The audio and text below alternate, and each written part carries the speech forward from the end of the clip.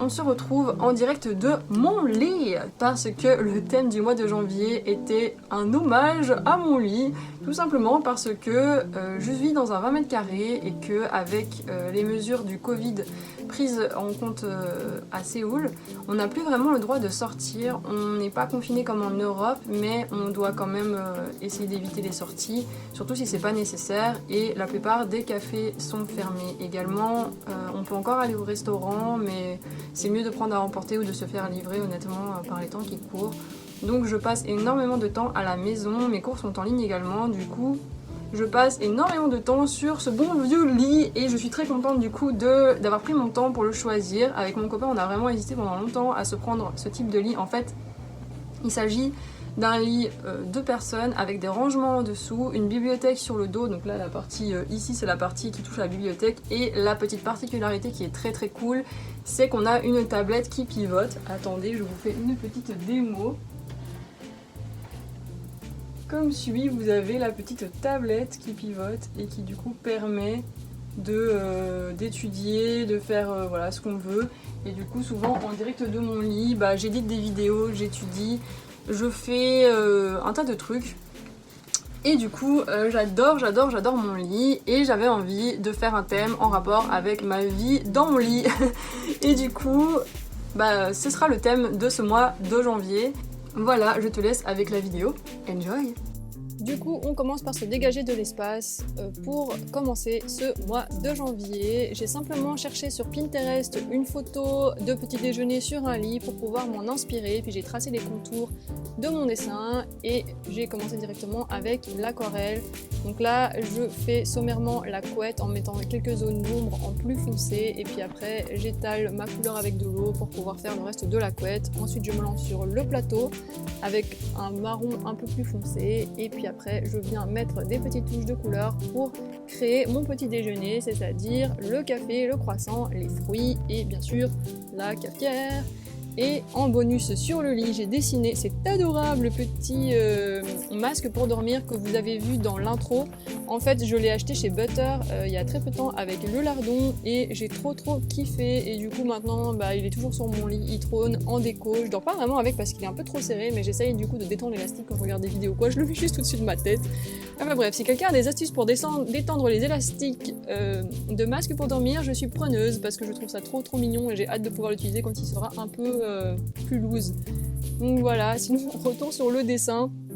Je continue du coup à juste délimiter en fait des zones de couleur. Faut pas nécessairement que ce soit parfait puisqu'après je vais revenir avec un petit marqueur fin 0,05 pour pouvoir tracer les contours et vraiment donner forme à mon dessin. Pour que ce soit un peu plus esthétique. J'ai aussi dessiné une tulipe avec une tige excessivement longue sur mon plateau déjeuner. Voilà, et bien sûr j'ai aussi placé un ordi sur le lit puisque comme je le disais dans l'intro, je passe ma vie dans mon lit et du coup je trouvais ça intéressant de mettre un ordi dessus puisque c'est très réaliste par rapport à l'usage que j'en fais en ce moment. Ensuite, avec du mauve pâle, je viens créer une espèce de couverture. En fait, j'avais envie de faire une démarcation entre le titre et la couverture, l'image, je veux dire, et du coup, j'ai littéralement fait une couverture pour couvrir la moitié, comme si voilà, j'avais la couette qui allait au-dessus. Parce que dans mon lit, il y a 3 couettes, et du coup, je trouvais ça marrant. C'était un petit clin d'œil à la réalité. Ensuite, du coup, avec mon Staedtler 005, je viens retracer les contours. Ça n'a vraiment pas besoin d'être parfait. Le but, c'est d'avoir un doodle vraiment en mode illustration, un peu enfantine, etc. Donc, j'ai pas du tout envie d'avoir un truc trop léché, trop parfait au niveau de la perspective, etc. C'est vraiment pas le but. Donc voilà, j'avais aussi envie de faire un truc simple, dans le sens où quand vous faites des dessins dans un bullet journal, vous n'avez pas du tout 4 heures à perdre à essayer de faire un truc parfait, enfin, sauf si ça vous amuse, mais je veux dire, moi, c'est plus, je fais des dessins pour l'esthétique du truc, et parce que ça me fait plaisir et que ça me détend, mais ça peut pas me prendre des mille et des cents non plus en termes d'heures pour créer ça. Du coup là, c'est vraiment un petit truc fait en 5 minutes, et je trouve que ça a son charme aussi, parce que du coup... vu que c'est pas parfait et que je m'amuse exprès aussi à faire des traits qui dépassent un peu, qui sont pas nettes, etc., ça permet vraiment de donner cet aspect un peu vivant que j'aime beaucoup au dessin.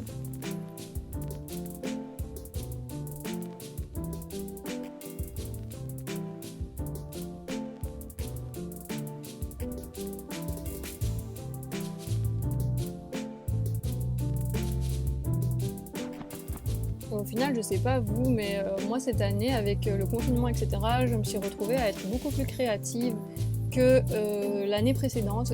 Vous pourrez le retrouver, enfin vous pourrez voir tout ce que j'ai fait comme thème en 2020 dans mon bullet journal, dans la vidéo que je vais publier la semaine prochaine, où je vous montrerai du coup tout ce que j'ai fait dans mon bullet journal toute l'année. Et en fait, je me suis vraiment rendu compte en filmant cette vidéo que cette année particulièrement, j'avais fait un max d'illustrations. D'ailleurs, c'est pour moi l'année un peu révélation, puisque j'ai toujours adoré dessiner, ça a toujours été ma passion. J'ai énormément de gens qui m'ont déjà dit que je devrais en faire mon métier, parce que c'est vraiment un truc dans lequel je prends du plaisir et dont je ne me lâche jamais. Voilà, et du coup j'ai toujours eu un peu peur de faire ça, parce que je me suis toujours dit que ça ne marcherait pas, parce que c'est ma passion, parce que j'ai toujours eu peur d'être jugée ou aussi de perdre l'envie de dessiner, mais finalement ça ne s'en va jamais. Et du coup cette année j'ai vraiment réalisé que le dessin ça devait faire partie de ma vie d'une manière ou d'une autre. Je ne sais pas nécessairement si ça veut dire devenir illustratrice, parce que j'ai d'autres capacités dans d'autres domaines, mais en tout cas, inclure l'illustration beaucoup plus dans mon travail, c'est vraiment mon souhait le plus heureux pour les années qui suivent. Donc voilà, grosse révélation sur ça. J'étais aussi super heureuse de créer un projet avec Barbara, une de mes meilleures amies, avec qui on a écrit un livre. En fait, elle a écrit l'histoire basée sur les 4 accords Toltec, qui est un livre de développement personnel, et qu'elle a adapté pour les enfants. Et elle m'a demandé de faire les illustrations de son livre, et j'étais vraiment trop heureuse de faire ce projet avec elle, parce que ça m'a vraiment aussi montré que je pouvais faire genre tout un livre et ne pas m'en lasser, puisque j'ai quand même dû réaliser 25 illustrations pour ce bouquin, et que ça m'a pris environ 2 mois de bosser dessus, plus le temps de réflexion, etc. Et du coup, j'étais trop contente de me rendre compte à quel point genre, ça m'a amusé de faire ça. Et du coup, vraiment, je suis trop contente. C'était une de mes meilleures réalisations de 2020, c'était ça, me montrer que j'aime dessiner et que ça peut aussi faire partie de projets pro sans nécessairement rester sur le côté. C'est aussi pour ça que j'ai commencé ma chaîne au final en 2020, parce que j'avais envie de partager mon amour pour le dessin et aussi pour le bullet journal, puisque ça a quand même pas mal changé ma vie.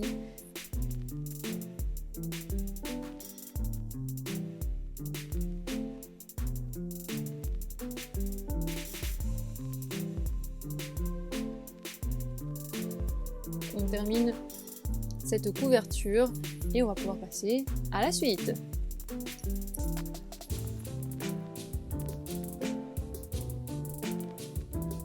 Alors ici c'est un peu particulier, j'ai fait une liste de questions et je t'invite à mettre pause pour pouvoir y répondre à ton aise. Ce sont des questions de développement personnel qui te permettent d'évaluer où tu en es au niveau de ta vocation, surtout au niveau professionnel. Je t'invite à répondre à ces questions et aussi à faire l'exercice de l'ikigai qui permet de trier tout ça. Si tu n'as pas encore fait l'exercice de l'ikigai ou si tu ne sais pas ce que c'est et que tu es perdu dans ta vie, tu n'es pas sûr que tu fais le métier pour lequel tu es fait, etc. Je t'invite à faire pause, à aller voir d'abord cette vidéo et ensuite à revenir à cet exercice. Je mettrai le lien dans la barre de description. Donc au niveau des questions, je les ai écrites en anglais mais je vais te les dire en français au cas où. Donc la première question c'est: qu'est-ce qui te fait sentir vivant? Ensuite, si tu ne pouvais pas faire cette chose, tu en mourrais. Quand les autres te demandent de le faire, tu es heureux, heureuse. Tu le ferais pour rendre les autres heureux ou pour les aider. Les gens t'ont déjà dit que ça pourrait être ton travail. Et ensuite, la dernière question qui est sans doute la plus importante, qu'est-ce qui t'a empêché de faire ça jusqu'à nos jours? Et en fait, là, comme vous le voyez dans les réponses, moi j'ai répondu dessin dans toutes les questions, à part la dernière question, où là, les choses qui m'ont bloqué pour en faire mon métier, c'est la peur du jugement et la peur de rater. Donc c'est hyper important en fait de prendre conscience de ça, parce que par exemple dans mon cas, donc je me suis vraiment rendu compte en répondant à toutes ces questions que la seule réponse était dessin, parce qu'en fait moi j'aime dessiner, c'est ma raison de vivre. Quand je vais mal je dessine, quand je vais bien je dessine, quand j'ai pas d'idée je dessine, quand je m'ennuie je dessine, quand je suis au téléphone je dessine, quand j'étudie je dessine, donc c'est vraiment tout le temps et j'ai plein d'idées et c'est vraiment ma manière de m'exprimer en fait le dessin.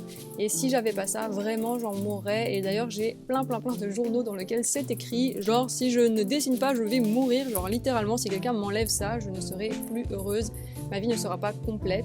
Maintenant c'est à moi de trouver ce que je peux faire avec le dessin, comment est-ce que je peux rendre la vie des autres meilleure, etc. Et donc cette année ça va être, donc 2021 va être mon challenge de trouver comment on peut intégrer le dessin dans une vie professionnelle pour le mettre à contribution. D'ailleurs, si tu as des idées, n'hésite pas à me le dire en commentaire. Voilà, et du coup, d'ailleurs j'en viens du coup à la page d'à côté où il y a marqué qu'est-ce que tu pourrais faire pour commencer. Donc en fait c'est vraiment une espèce de to-do list que tu peux te faire, ou juste des petits concepts de base pour te guider, pour t'aider à avancer. Donc moi par exemple, dans les premières idées qui me sont venues à l'esprit, il y avait montrer mon travail. Sur Instagram par exemple, de temps en temps je publie mes dessins. J'ai aussi un compte Instagram dédié à mes dessins, mais quand même je n'en publie pas assez, donc ça veut dire qu'il faudrait que j'en montre beaucoup plus sur les réseaux sociaux, parce que si je ne montre rien, fatalement vous ne saurez jamais ce que je fais. Ensuite je peux donner des cours, ça c'est déjà quelque chose que je fais de temps en temps. Je donne notamment des cours d'illustration de mode et je trouve ça assez cool parce que comme je suis styliste à la base, c'est quand même un aspect du dessin qui est très particulier puisque c'est dessiner des silhouettes de mode, etc. Et ça me fait toujours plaisir de partager avec d'autres ma passion pour le dessin. Ensuite, utilise le dessin pour raconter des histoires, donc comme ce que j'ai fait avec Barbara pour illustrer son livre, mais aussi peut-être pour faire des plus petites BD ou des plus petites scénettes, on va dire, ça pourrait être trop sympa. Faire des projets en rapport avec le développement personnel, moi c'est vraiment quelque chose qui m'intéresse, que ça a vraiment changé ma vie et ma manière aussi de concevoir mon lifestyle tout court, et du coup je trouve que c'est vraiment des belles valeurs à partager. Ensuite faire des projets en rapport avec la mode, ça pourrait être chouette, et aussi finalement des collaborations avec d'autres illustrateurs ou d'autres personnes qui ont envie d'avoir des illustrations dans un de leurs projets, pourquoi pas. Et ensuite j'ai mis de quoi est-ce que j'aurais besoin. Actuellement j'aurais besoin peut-être d'un site internet qui montrerait du coup un portfolio, et peut-être aussi d'un e-shop pour éventuellement vendre des dessins. Donc voilà, c'était le début de piste que j'avais. Bien sûr ça ne solutionne pas tout, ça ne répond pas à toutes les questions, mais c'est un début de recherche, et aussi ça me montre qu'il y a des choses à faire, il y a un début de réponses pour faire de l'introspection, etc. Donc voilà, je t'invite aussi à répondre à ces questions, et j'espère que tu auras aimé cette petite session introspective. Ensuite, là on retourne plutôt dans la planification. Je vais faire du coup l'agenda du mois de janvier. Comme toujours, c'est un agenda qui tient en une page. Avant, j'avais des agendas qui tenaient sur 2 pages et c'était beaucoup trop grand, ça gaspillait, on va dire, de l'espace, etc. Je trouve que ce genre de format est tout à fait parfait. Pour ceux que ça intéresse, c'est 4 cases sur 5 le format. Après, à vous de voir si ça correspond aussi à votre carnet, parce que tout le monde n'a pas la même marque, etc. Et du coup, ça dépend du nombre de points que vous avez ou de rangées. Moi, en ce qui concerne mon carnet, j'ai 28 rangées, donc voilà, si vous aussi vous avez 28 rangées, c'est un format 4 sur 5. En dessous de l'agenda, je suis venue redessiner un café, un croissant et une petite coupe de fruits pour rappeler mon thème Breakfast in Bed. Et du coup, vraiment très simplement, je suis juste venue dessiner donc des petites taches de couleur pour marquer les volumes. Et puis avec mon petit Staedtler 005, je reviens du coup tracer les contours. Comme tu vois, c'est très très simple. Il n'y a pas vraiment en fait de grand travail, mais c'est ça qui est cool. La simplicité avant tout.